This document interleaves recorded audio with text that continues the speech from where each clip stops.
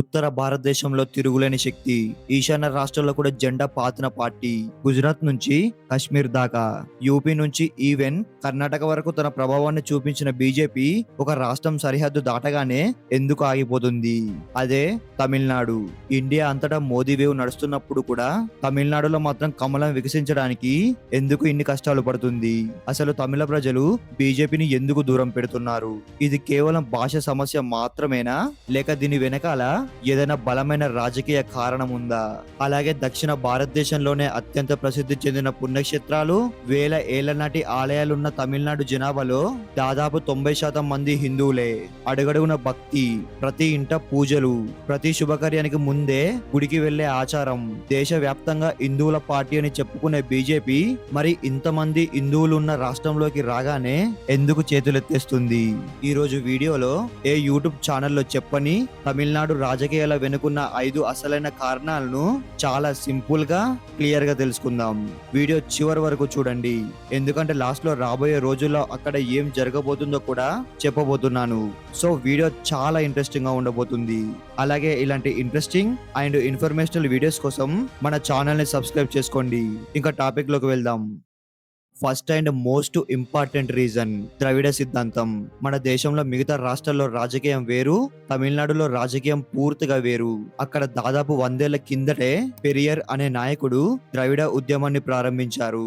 ఆయన ప్రతిపాదించిన సిద్ధాంతం ఏంటంటే ఉత్తర భారతీయుల ఆధిపత్యాన్ని, ఆర్య సంస్కృతిని, హిందీ భాషను వ్యతిరేకించడం. 1967 నుంచి ఈ రోజు వరకు తమిళనాడును పాలించింది రెండు పార్టీలు. ఒకటి డిఎంకే, ఇంకొకటి ఏఐఏడిఎంకే. ఈ రెండు పార్టీల మూలాలు ఆ ద్రవిడ సిద్ధాంతంలోనే ఉన్నాయి. తమిళ ప్రజల మనస్సులో ఒక బలమైన భావన నాటుకుపోయింది. మా హక్కులను, మా సంస్కృతిని కాపాడేది స్థానిక ద్రవిడ పార్టీలే, ఢిల్లీ నుంచి వచ్చే జాతీయ పార్టీలు కావు. బీజేపీని అక్కడ చాలా మంది ఒక నార్త్ ఇండియన్ పార్టీగానే చూస్తారు. అదే బీజేపీకి అక్కడ మొదటి పెద్ద ప్రతిబంధకం. రెండోది మరియు అత్యంత సున్నితమైన అంశం తమిళ భాష. తమిళనాడు ప్రజలకు తమ భాష అంటే కేవలం మాట్లాడే సాధనం కాదు, అది వాళ్ళ ప్రాణం, వాళ్ళ అస్తిత్వం. 1965లో కేంద్ర ప్రభుత్వం హిందీని రుద్దడానికి ప్రయత్నించినప్పుడు తమిళనాడులో విపరీతమైన ఉద్యమాలు జరిగాయి. చాలా మంది విద్యార్థులు ప్రాణాలు కూడా వదిలారు. బీజేపీ ఎప్పుడైతే ఒకే దేశం, ఒకే భాష లేదా హిందీ ప్రాధాన్యత గురించి మాట్లాడుతుందో తమిళులకు వెంటనే ఒక భయం మొదలవుతుంది. తమిళ భాష ప్రాధాన్యం తగ్గిపోతుందేమో అని వారు ఆందోళన చెందుతారు. డిఎంకే మరియు ఇతర స్థానిక పార్టీలు ఈ పాయింట్ ను చాలా తెలివిగా వాడుకుంటాయి. బీజేపీ వస్తే మన తమిళ భాషను, సంస్కృతిని తొక్కి పడేస్తుందని ప్రజల్లోకి బలంగా తీసుకెళ్లడంలో వారు సక్సెస్ అయ్యారు. Reason 3, religion versus Tamil identity. ఇక్కడ మీకు ఒక పెద్ద డౌట్ రావచ్చు. తమిళనాడులో ఇన్ని గొప్ప ఆలయాలున్నాయి, ప్రజలు రోజు గుళ్ళకు వెళ్తారు, విపరీతమైన భక్తి ఉంది కదా, మరి బీజేపీ చెప్పే హిందుత్వం అక్కడ ఎందుకు వర్కౌట్ కావడం లేదు? ఇక్కడే మనం ఒక నిజాన్ని అర్థం చేసుకోవాలి. తమిళనాడులో చాలా మంది హిందువులకు తమ దేవులపై గాఢమైన భక్తి ఉంది. ప్రత్యేకంగా మురుగన్ భక్తి చాలా బలంగా ఉంటుంది. శివుడు, అమ్మవారు, విష్ణువు వంటి దేవతలకు కూడా ఎంతో ప్రాధాన్యం ఉంది.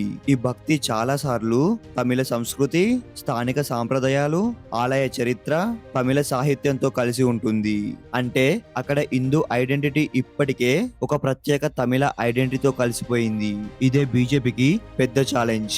ఉత్తర భారతదేశంలోని కొన్ని ప్రాంతాల్లో హిందుత్వ రాజకీయాలు, రామ మందిరం, హిందూ ముస్లిం రాజకీయాలు, జాతీయత ఇలాంటి అంశాలతో బలంగా కనెక్ట్ అయ్యాయి. కానీ తమిళనాడులో అదే పొలిటికల్ ఫార్ములాస్ ని కాపీ పేస్ట్ చేస్తే అదే రిజల్ట్ రావడం చాలా కష్టం. ఎందుకంటే అక్కడ ప్రజలు అడిగే ప్రశ్నలు వేరుగా ఉంటాయి. తమిళనాడుకు మీరు ఏం చేస్తారు? మన రాష్ట్రానికి కేంద్రం నుంచి ఏం తెస్తారు? మన భాష గురించి మీ అభిప్రాయం ఏంటి? మన స్థానిక సమస్యలపై మీ స్టాండ్ ఏంటి? ఇవే అక్కడ చాలా ముఖ్యమైనవి.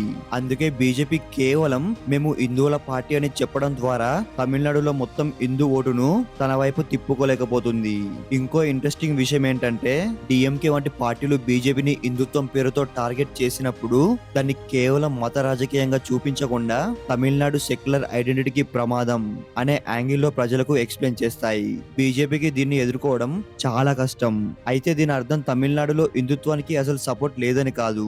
హిందూ సంస్థలకు, బీజేపీకి, హిందూ అంశాలకు సపోర్ట్ చేసే వర్గాలు అక్కడ ఉన్నాయి. కానీ ఆ సపోర్ట్ మొత్తం ఒకే రాజకీయ ఓటుగా మారడం లేదు. అదే బీజేపీకి పెద్ద ఛాలెంజ్. ఇక నాలుగో కారణం తమిళనాడు రాజకీయాల్లో సినిమా ప్రభావం మరియు లోకల్ మాస్ లీడర్షిప్. తమిళనాడు రాజకీయాలను అర్థం చేసుకోవాలంటే సినిమాను అసలు పక్కన పెట్టలేం. ఎందుకంటే తమిళనాడులో సినిమా కేవలం ఎంటర్టైన్మెంట్ మాత్రమే కాదు, చాలా సార్లు సినిమా నుంచి వచ్చిన ఇమేజ్ రాజకీయ నాయకుడి ఇమేజ్ గా మారుతుంది. దానికి అతిపెద్ద ఉదాహరణ ఎంజీఆర్. సినిమాల్లో పేదల కోసం పోరాడే హీరోగా కనిపించిన ఎంజీఆర్ అదే ఇమేజ్ ని రాజకీయాల్లోకి తీసుకువచ్చారు. ప్రజల్లో ఎంజీఆర్ మన కోసం ఉన్నాడు అనే భావన ఏర్పడింది.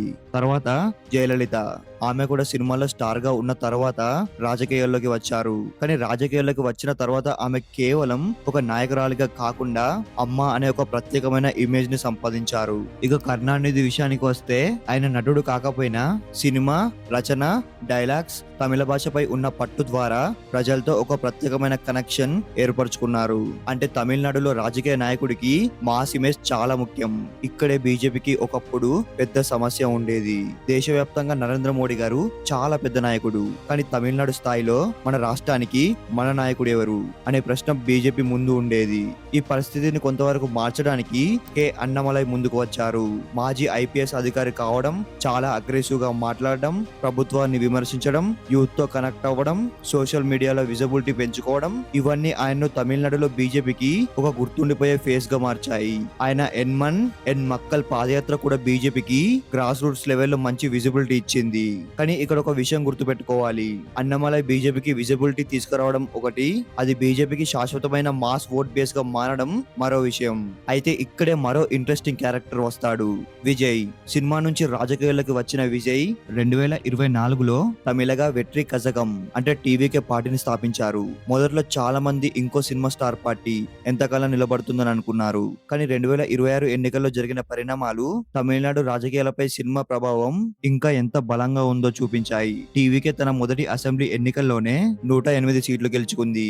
అంతేకాదు దాదాపు 6 దశాబ్దాలుగా కొనసాగుతున్న డిఎంకే, ఏఐఏడిఎంకే ఆధిపత్యానికి ఒక పెద్ద దెబ్బ తగిలింది. మరి ఇప్పుడు విజయ్ కేవలం సినిమా స్టార్ మాత్రమే కాదు, తమిళనాడు ముఖ్యమంత్రి. అంటే తమిళనాడులో సినిమా నుంచి వచ్చిన మాస్ పాపులారిటీ ఎంత పెద్ద పొలిటికల్ ఫోర్స్ గా మారగలదో విజయ్ మరోసారి చూపించాడు. ఇక్కడ బీజేపీకి అసలు సమస్య ఏంటంటే నరేంద్ర మోడీ అనే నేషనల్ మాస్ లీడర్ ఉన్నారు, కానీ తమిళనాడులో ఎంజీఆర్ లాంటి లోకల్ ఎమోషనల్ కనెక్షన్, జయలలిత లాంటి పర్సనల్ బ్రాండ్, విజయ్ లాంటి సినిమా బేస్డ్ మాస్ ఫాలోయింగ్, ఇలాంటి లోకల్ కనెక్ట్స్ ని ఇప్పటి వరకు బీజేపీ బిల్డ్ చేయలేకపోయింది. అందుకే తమిళనాడులో బీజేపీ ఎదగాలంటే కేవలం ఢిల్లీ నుంచి ఒక పెద్ద నాయకుడు రావడం సరిపోదు. తమిళనాడు ప్రజలు ఈ నాయకుడు మన రాష్ట్రానికి చెందినవాడు, మన సమస్యలను అర్థం చేసుకుంటాడు, మన భాషలో మనతో మాట్లాడతాడు అని భావించే స్థాయి లోకల్ లీడర్షిప్ అవసరం. అయితే ఇంత చెప్పిన తర్వాత ఒక విషయం మాత్రం స్పష్టంగా చెప్పాలి, తమిళనాడులో బీజేపీ అసలు ఎదగడం లేదని చెప్పడం తప్పు. గత కొన్ని సంవత్సరాల్లో బీజేపీ తన ఓటు శాతాన్ని పెంచుకుంది. ముఖ్యంగా 2024 లోక్సభ ఎన్నికల్లో బీజేపీకి గతంతో పోలిస్తే మంచి ఓట్ షేర్ వచ్చింది. అంటే తమిళనాడులో బీజేపీని ఇప్పుడు పూర్తిగా ఇగ్నోర్ చేసే పరిస్థితి లేదు. కానీ ఇక్కడ ఒక సమస్య ఉంది, ఓట్లు రావడం ఒకటి, సీట్లు గెలవడం మరొకటి. తమిళనాడులో పొత్తులు చాలా కీలకం. ఒక పార్టీకి 10% ఓట్లు వచ్చినా ఆ ఓట్లు అన్ని నియోజకవర్గాల్లో విడిపోయి ఉంటే అవి సీట్లుగా మారకపోవచ్చు. అందుకే బీజేపీకి ఇక ముందు 2 విషయాలు చాలా ముఖ్యం. మొదటిది మంచి అలయన్స్, రెండోది బలమైన లోకల్ ఆర్గనైజేషన్. అంతేకాదు తమిళ ప్రజల్లో బీజేపీపై ఉన్న కొన్ని సందేహాలు కూడా తొలగించాలి. తమిళ భాషపై బీజేపీ వైఖరి ఏంటి, తమిళనాడు హక్కులపై బీజేపీ ఏం చెబుతుంది, స్థానిక సమస్యలకు బీజేపీ దగ్గర ఏం పరిష్కారం ఉంది, ఇలాంటి ప్రశ్నలకు ఢిల్లీ నుంచి కాకుండా తమిళనాడు నాయకులే తమిళ ప్రజలకు అర్థమయ్యే భాషలో సమాధానం చెప్పాలి. అప్పుడు మాత్రమే బీజేపీకి వస్తున్న ఓట్లు నిజమైన రాజకీయ శక్తిగా మారే అవకాశం ఉంటుంది. సో తమిళనాడులో బీజేపీ ఎందుకు గెలవడం లేదనే దానికి ఒక్క కారణం కాదు, ద్రవిడ రాజకీయాల ప్రభావం, తమిళ భాషపై ఉన్న బలమైన అభిమానం, తమిళ సంస్కృతిలో కలిసిపోయిన హిందూ గుర్తింపు, సినిమా, లోకల్ లీడర్స్ ప్రభావం, ఇవన్నీ కలిసి బీజేపీకి ఒక పెద్ద ఛాలెంజ్ గా మారాయి. కానీ కథ ఇంకా పూర్తి కాలేదు. ఎందుకంటే తమిళనాడు రాజకీయాలు గతంలో కూడా మారాయి. ఒకప్పుడు కాంగ్రెస్ బలంగా ఉండేది, తర్వాత డిఎంకే వచ్చింది, ఆ తర్వాత ఏఐఏడిఎంకే బలపడింది. ఇప్పుడు విజయ్ లాంటి కొత్త నాయకులు కూడా రాజకీయాల్లోకి వచ్చారు. అంటే తమిళనాడు రాజకీయాలు ఎప్పటికీ ఒకేలా ఉండవు. కాబట్టి బీజేపీకి కూడా అవకాశం లేకపోలేదు. కానీ ఆ అవకాశం రావాలంటే కేవలం మోదీ పాపులారిటీ మాత్రమే సరిపోదు. కేవలం హిందుత్వం సరిపోదు. కేవలం పెద్ద ర్యాలీలు కూడా సరిపోవు. తమిళ ప్రజల నమ్మకాన్ని సంపాదించాలి. వారి భాషను అర్థం చేసుకోవాలి. వారి సమస్యలను మాట్లాడాలి. బలమైన లోకల్ లీడర్స్ ను తయారు చేయాలి. అప్పుడే తమిళనాడులో బీజేపీ ఒక ప్రత్యామ్నాయ శక్తిగా మారగలదు. మరి బీజేపీ ఎప్పుడైనా తమిళనాడులో అధికారంలోకి వస్తుందా, లేక తమిళనాడు మరికొత్త ప్రాంతీయ పార్టీ వైపు వెళ్తుందా? మీ అభిప్రాయం ఏంటి? కింద కామెంట్ చేయండి. ఇలాంటి interesting and informational political videos కోసం వీడియోని లైక్ చేసి మన ఛానల్ ని సబ్స్క్రైబ్ చేసుకోండి. And thank you for watching.